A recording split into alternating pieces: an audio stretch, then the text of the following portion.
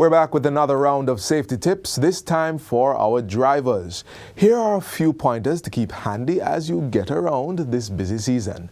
Number 1, park in safe designated parking areas, preferably with security guards and surveillance cameras. Number 2, avoid leaving valuable items on your car seat for potential thieves to see. Number 3, before entering your car, check to see if there are any unauthorized persons hiding in it or suspicious persons approaching from the outside. Number 4, once inside your car, lock the doors and move off before rolling down your windows. Number 5, if you are involved in a minor accident in an area where you feel unsafe, drive to the nearest police station and dial 119 while you're on your way.